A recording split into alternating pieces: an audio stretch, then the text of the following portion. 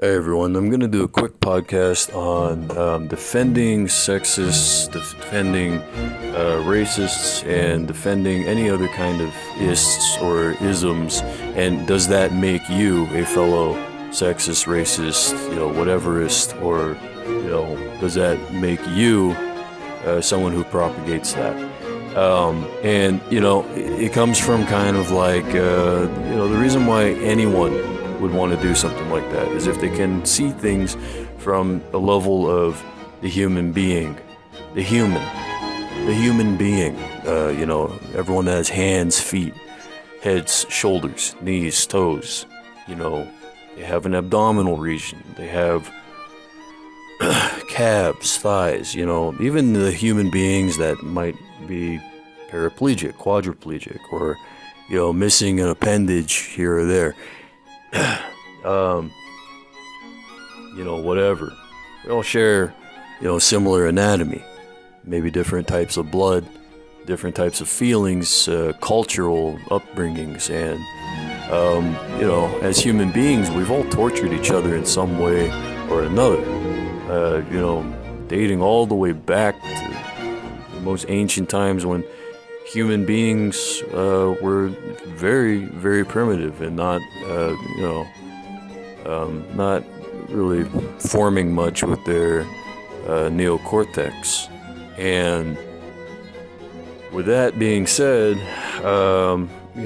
oftentimes people responding out of fears, responding out of defensiveness and defense mechanisms have learned these isms as protection mechanisms, to keep themselves safe from outside of, those protective barriers, because outside of the barriers could be, something that wants to attack, could be something that wants to, really destroy, the comforts and securities that are known within those bubbles.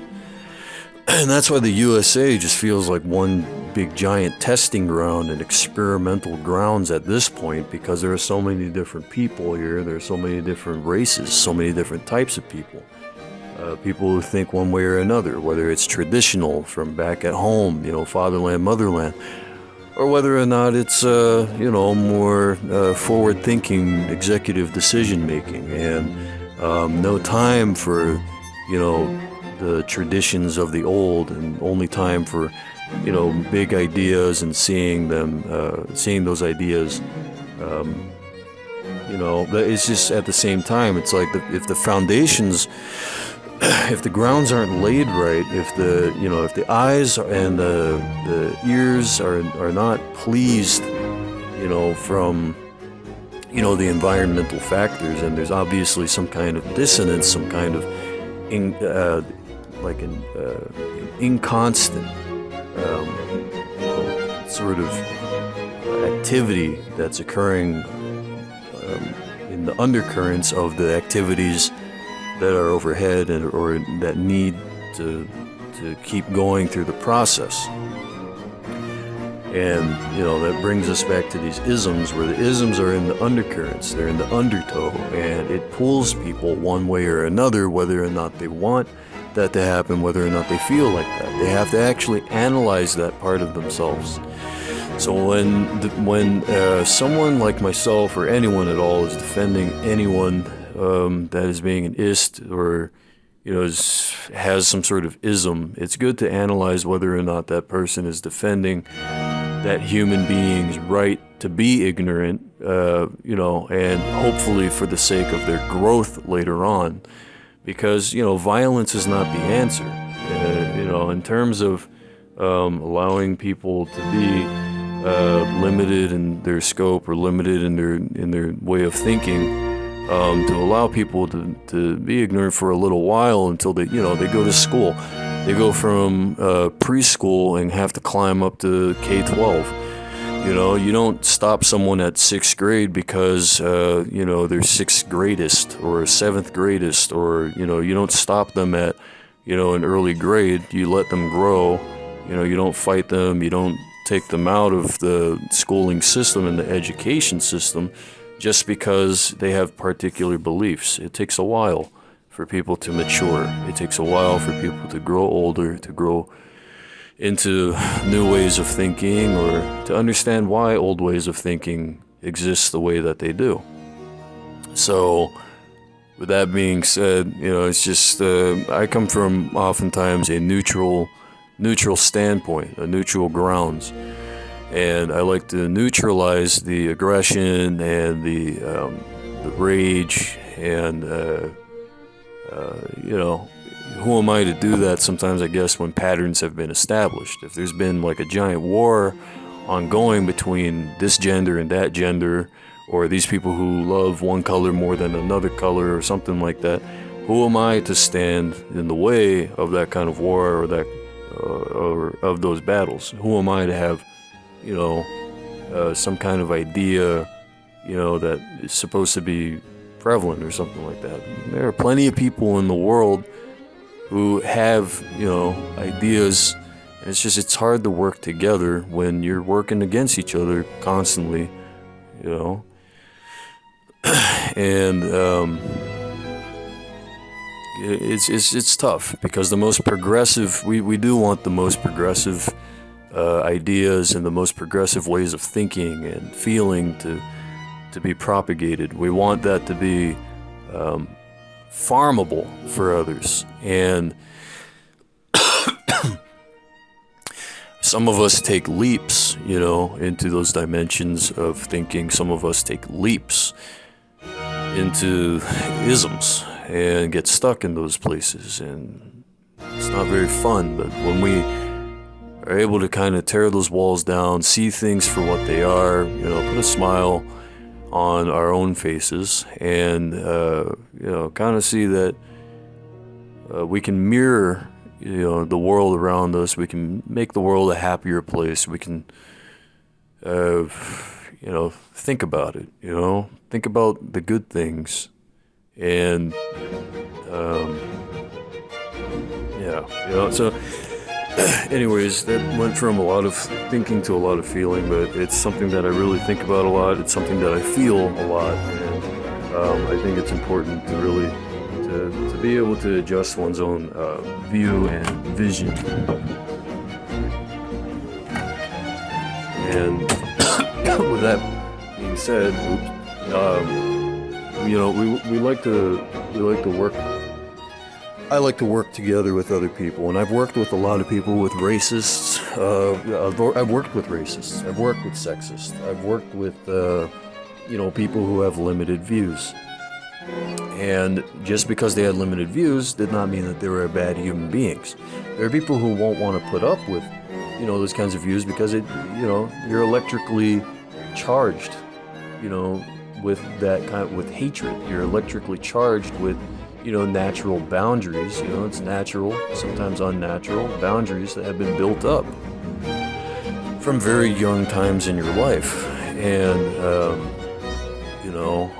American History X is actually a very good movie that represents a lot of that information, that represents a lot of that experience. And it's unfortunate. Fear can be very prevalent, because love is also, as we know it, love can be very fleeting.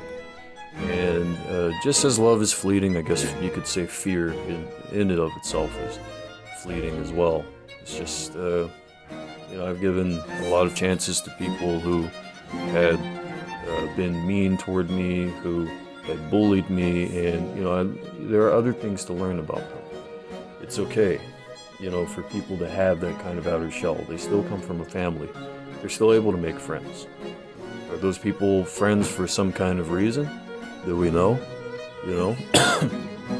So there's a lot of questions to be asked.